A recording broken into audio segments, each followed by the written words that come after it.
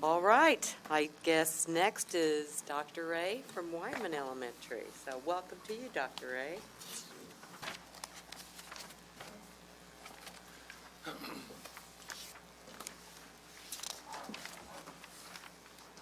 Yep.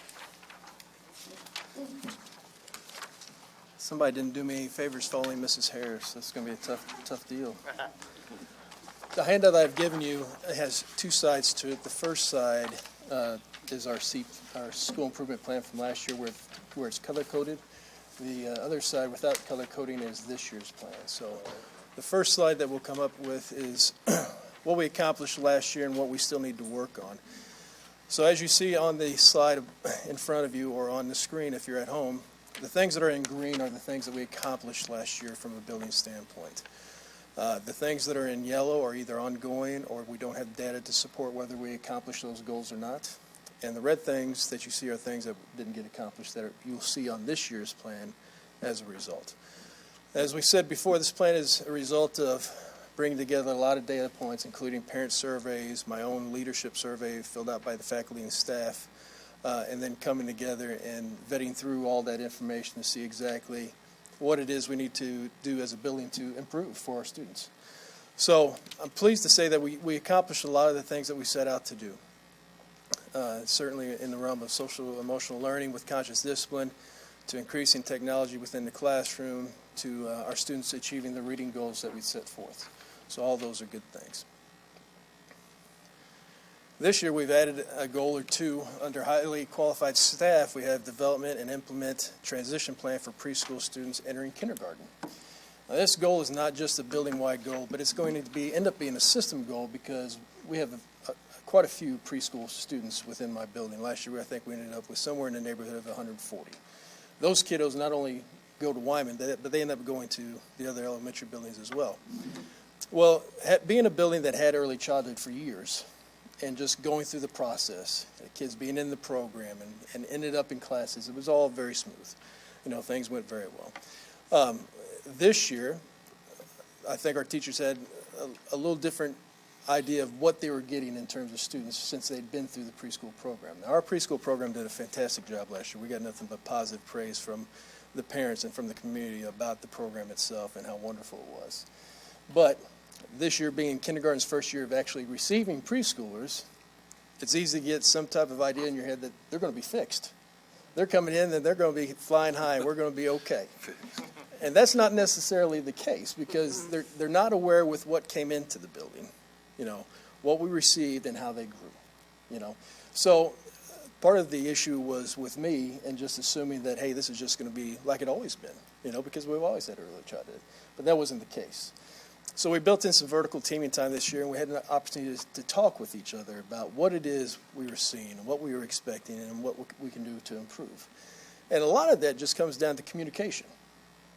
Communicating between grade levels about what it is that we have in those grade levels, the troubles that we have, the successes, and what you can expect going forward. So to do that, we're going to make sure that we have pre-K and pre-K teachers buddying up, particularly for second semester. So they're going to get together, their classes are going to get together. Pre-K students are going to come into the kindergarten classes. They're going to be involved with kindergarten classes. Some of the things that our teachers have done already from a pre-K standpoint is combine classes themselves. Because you're talking about a class for pre-K that is running somewhere in the neighborhood of 12 to 15 kids with two adults in there. It's a pretty good student-teacher ratio. That doesn't happen in kindergarten. It's 20 kids, 21 kids with one adult in there, which is what it's typically been. So that's a different ball game for kiddos when you have so many hands in the room being able to monitor things, as they should be, and then going to one teacher that may not be able to see everything at once. So being able to go through that and talk about that and them being involved in a larger classroom helps give those kiddos a little better idea of what it is to be with more kids. And like I said, we're going to get some of those pre-K kiddos in kindergarten classrooms and just buddy teachers up. Also, we're going to ask that our K teachers be involved in those IEPs.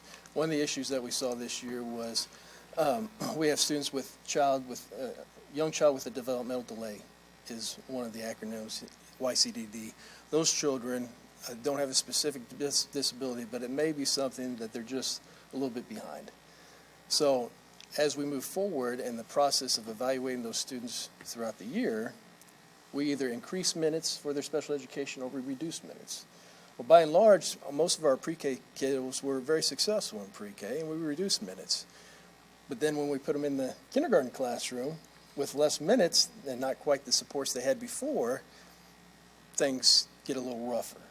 So just having those conversations, kindergarten class teachers being involved in those IEPs, seeing what those kids are doing, and talking about things within their IEPs will help with that process, and things will go better.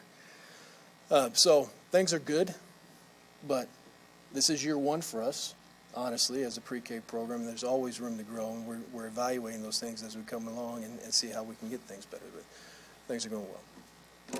So that's one of the new ones that we have up on the board. Another one that we adjusted is 72% of all students will be reading at or above grade level with 85% comprehension. So last year was 70% of students will be reading at or above grade level, and we reached that with 74% of the kiddos. And this coming year we added a level of rigor so that it's a little bit more difficult. It's not just reading at grade level, but you need to be reading it and understanding it, what you're doing. And those are new items to our school improvement plan.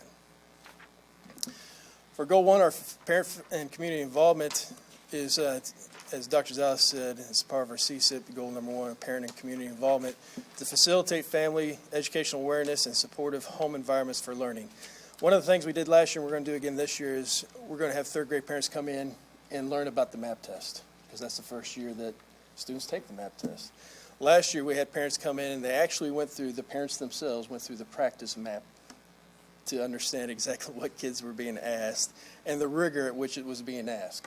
And it was pretty funny seeing some of those parents scratch their head a little bit as they try to answer some of the questions, so they understand what their third grade child is going through when it's test time. Did you score them at all? We did not. We spared them that, but it was good to watch them involved in it. Conscious discipline parent meetings. Conscious discipline is, Mrs. Peterman said, is a social emotional program that we've interwoven with our positive behavior supports intervention that we have within the building to really address the social emotional needs of kids. Because one of the foundational pieces of education, which can get lost because of the standards set forth and the expectations put on educators, is the role of relationships in education. We have so much curriculum to get through, or so many standards to get through, that can get lost as we're trying to plow through those things. So it's kind of refocusing the fact that you have to love kids and create a family atmosphere first before you can truly educate them. If a kid's not feeling safe or loved, how can they learn? So we focus a lot on building school families, taking discipline as an opportunity to teach what's expected, and continuing through that process. So our parent meetings are designed to get parents on board with the lingo and the skills necessary to truly educate a child, or to provide conscious discipline, if you will. So there's 7 skills that are found within conscious discipline, and we're conducting 7 parent meetings throughout the year, 1 a month, to bring parents in and educate them about those 7 skills that your children are experiencing with our faculty. So that not only educates them about what's going on here at school, but hopefully they're going to apply some of those same principles at home. And then you're hearing things not only at school, but at home as well. So it's a good process. We haven't had a whole lot of response yet. That's a picture up there is a picture of one of our parent meetings. And our kindergarten teachers who facilitate those meetings, and talking with parents after the presentation about the content of the presentation to get some questions answered while they're eating some pizza. So not a huge response yet, but it is just our 2nd meeting. So we're learning lots as we go along, and we look for those things to grow. Also involved in our parent community involvement, based upon my parent surveys, was communication. It's always about communication. We want to know what's going on in schools. How can you get information to us? Well, one of the ways that we're doing that is through our own Wyman Facebook page. I have a personal disdain for social media, which stems from being an assistant principal at the high school for several years and dealing with the discipline that is associated with that. But I put aside my bias and got on board with our faculty and staff to say, yes, we need a Wyman Facebook page, which we introduced last year. Now we have to maintain it. All right, and one of those ways that we maintain it is at least getting one post per week, which is a pretty lofty goal for me. Fortunately, I'm going to help Rebecca Humphrey, my secretary, is going to help me out with that, and we'll accomplish that goal and then some, I'm sure. The highly qualified portion of our SIP plan is for ongoing professional development for our educators, be it paraprofessionals or teacher staff. We're continuing with professional development in terms of having people come in from conscious discipline and speak to our teachers, because I think it's important for people to hear other voices than me as we go through this process. Just as a former coach, you bring in other people from outside to talk to your players about certain principles that you want your players to get involved with, because if I continue to talk about it, sometimes it just gets washed over them. So to bring those people in and have them talk to them. Last year we did book study groups for conscious discipline. We went through the 10 chapters of the book together as a group, and we had 5 different groups, and Julie Peterman was one of the facilitators for those groups. Now we've transitioned from that to focus groups. Now we're not necessarily reading the text, but we do have principles that we're talking about that coincide with our parent meetings, and how we're revisiting those skills and talking about how those skills are looking within our classrooms and what struggles we're having with those particular skills and what we can do to get better with them. And then we also have on-site coaching, whether it's not just providing professional development where you have all the faculty sit down in the cafeteria and you have a presenter present, but you have a person from conscious discipline coming in and going into classrooms, and just not from an evaluative standpoint, just from a coaching standpoint. This is what I see. This is what I suggest. Very much like me, but it's not written down. It's not a part of their evaluation process. It's just something to think about.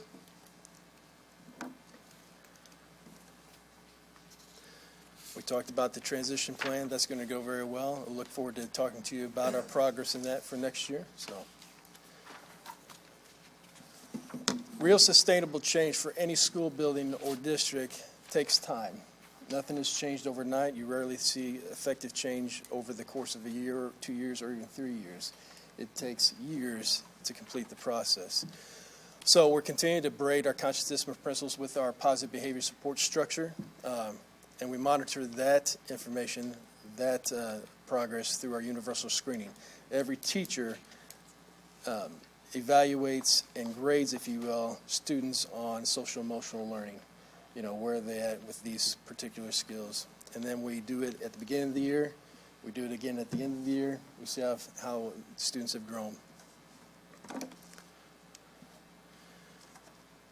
We've had iPads in the building for some time. The iPads, as you see on that table right now with the kiddos, are about 5 years old. That's about the lifespan for an iPad. And we have, I think, in the neighborhood of 8 iPad carts within the building.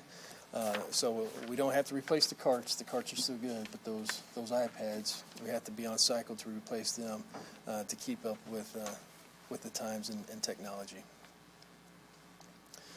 This is one of the things we didn't accomplish last year, the enhancement of our outdoor classroom. We have a great space. The United Methodist Church came out a couple Sundays ago and helped clean up the place once again. We really appreciate their efforts in volunteering.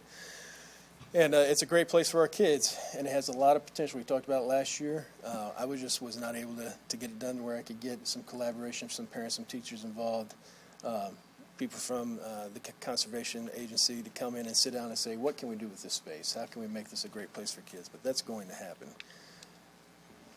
This is preschool equipment that we've had on the campus for quite some time that is very much outdated. So outdated that you cannot get replacement parts. So once this thing breaks, it's broken, and we can't repair it. So we're looking to replace this piece of equipment sometime in the near future. Again, we talked about this earlier. 72% of all students will be reading at or above grade level with 85% comprehension. We measure those results through the STAR test. That's the test that students take at the end of the quarter or throughout the quarter that measures the reading ability. It's about a 36 problem test. It's pretty rigorous. It's very much like the NWA, and it kind of bounces back and forth to where the kids are doing. So we'll continue to do that. So it's added rigor with 85% comprehension, and we bumped the goal up a little bit.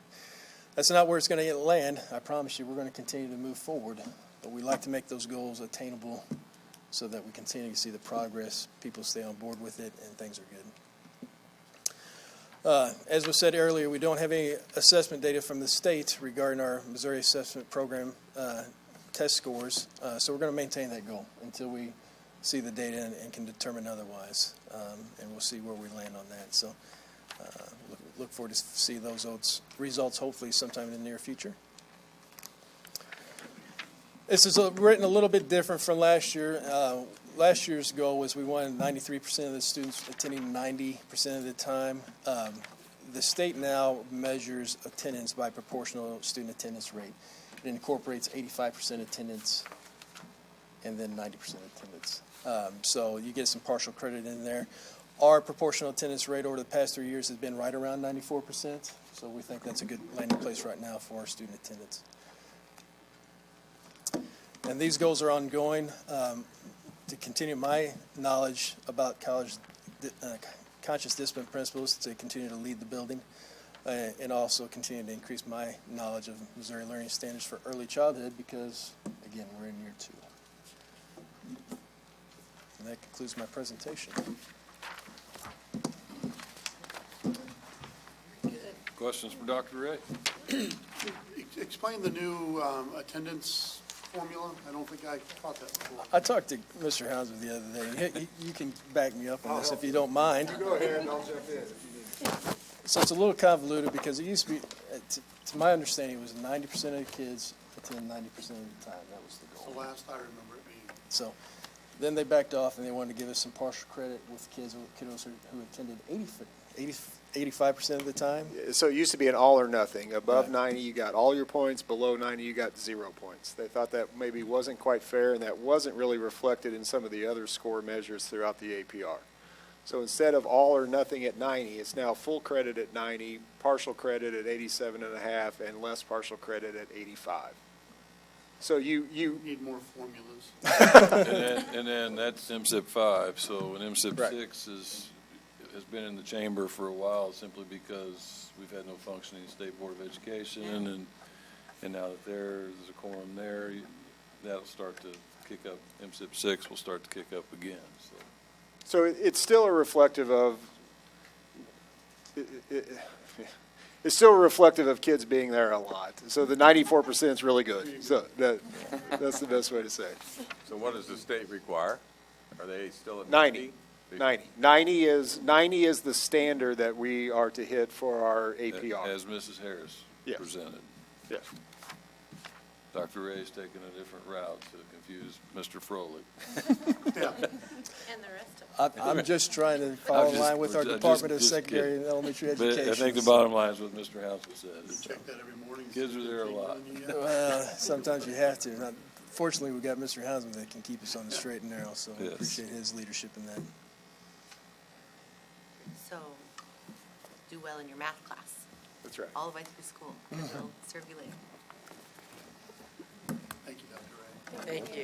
You're welcome. Thank you. And if anybody on the board would like to look at the conscious discipline, I have a book Me Great. too. to share with you. Okay, great. Okay, thank you. Thank you.